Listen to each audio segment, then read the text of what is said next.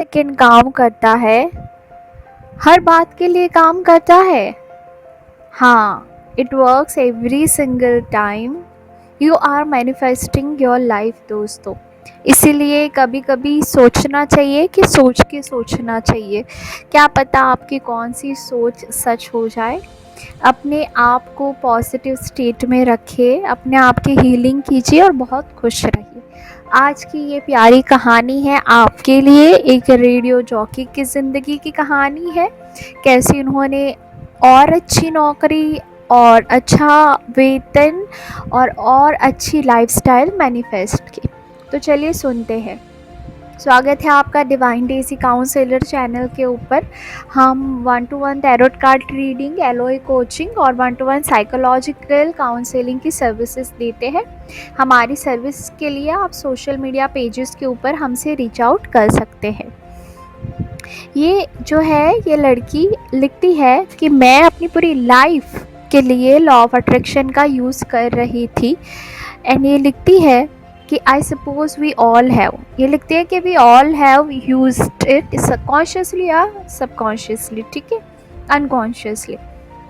Recently इनका गुस्सा और इनका फ्रस्ट्रेशन फूटा इनकी लाइफ से और इन्होंने सोचा इनफ इज़ इनफ। ये जो है वीकेंड एंकर के तौर पे काम करती थी न्यूज़ रेडियो स्टेशन में मियामी में, यूएस में।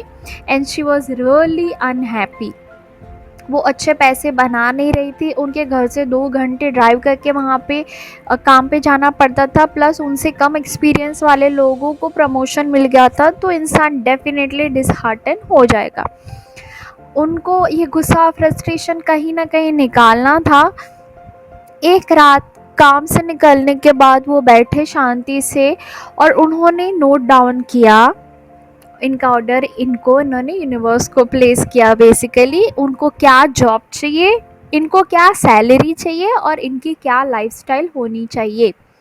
ये सबसे इम्पोर्टेंट मुद्दा है दोस्तों। कुछ चाहिए तो प्लीज़ उसको लिख दो। बहुत गुस्सा आ रहा है, जॉब में खुश नहीं है, बिजनेस, तो प्लीज़ एग्जैक्टली क्या चाहिए एक बार नोट डाउन कर दो, ठीक है। आगे बढ़ते हैं इनकी कहानी में। उन्होंने इस चीज़ के ऊपर बहुत ज़्यादा यूनिवर्स को एम्पथाइज़ किया कि मैं इससे कम बिल्कुल भी एक्सेप्ट नहीं करूँगी। ये बहुत ही एक्यूरेट थी अपने नोट डाउन के अंदर। एंड शी ऑल्सो रोट कि इससे कम नहीं, मुझे यही चाहिए। Look at the firmness. आगे बढ़ते हैं। ये लिखती है कि I just broadcasted my dreams regarding job to the universe. ये ऑलरेडी रेडियो में काम करती थी, तो इन्होंने अपनी जो ड्रीम विशेस है जॉब के रिलेटेड यूनिवर्स को ब्रॉडकास्ट कर दी।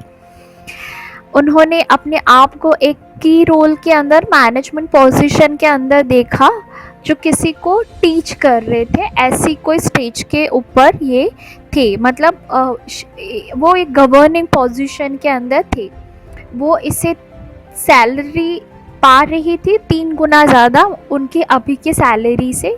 This is the second point. And third, वो एक ऐसी अच्छी जगह रहती थी जहाँ से इनको स्कूल जाना, अपने मास्टर्स परस्यू करना बहुत ही नज़दीक हो। Very next day, look at this, look at the magic.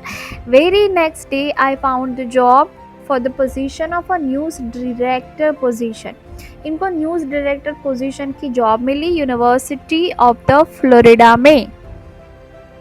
इनको जो है न्यूज़ रूम को लीड करना था, स्टूडेंट से भरा हुआ, तो डेफिनेटली ये एक की रोल के अंदर भी आ गई। जैसे इनको ऐसी जॉब चाहिए थी जहाँ पे ये एक मैनेजमेंट टीचिंग रोल में हो, और ऊपर से वहाँ पे वो अपना ग्रेजुएशन भी फ्री में परस्यू कर रही थी, क्योंकि उनके यूनिवर्सिटी ऑफ फ्लोरिडा के न्यूज़ रूम के अंदर जॉब लगी थी।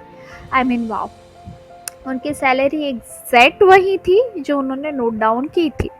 अब थोड़ा सा रोल बैक करके जाते हैं कि इन्होंने इनकी विश लिखी थी, सैलरी, पोजीशन, लाइफस्टाइल के रिलेटेड, कहाँ से कितना डिस्टेंस होना चाहिए वो भी लिखा था, और ये भी लिखा था कि इससे कम मैं एक्सेप्ट नहीं करूँगी।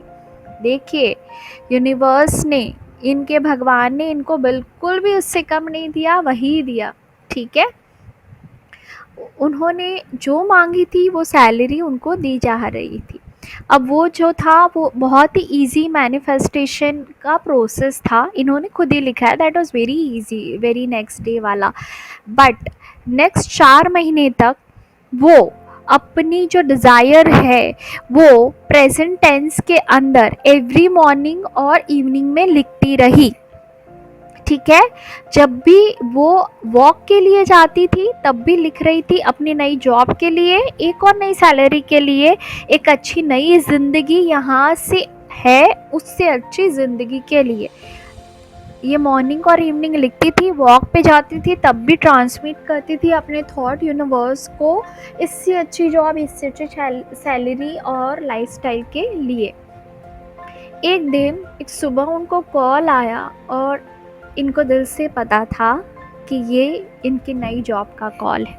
ऐसा ही होता है, इंसान जब दिल से मांगता है ना वो चीज़ आ जाती है तो उसकी दस्तक दिल तक आ ही जाती है कि देखिए जी आ गया आपको जो चाहिए था।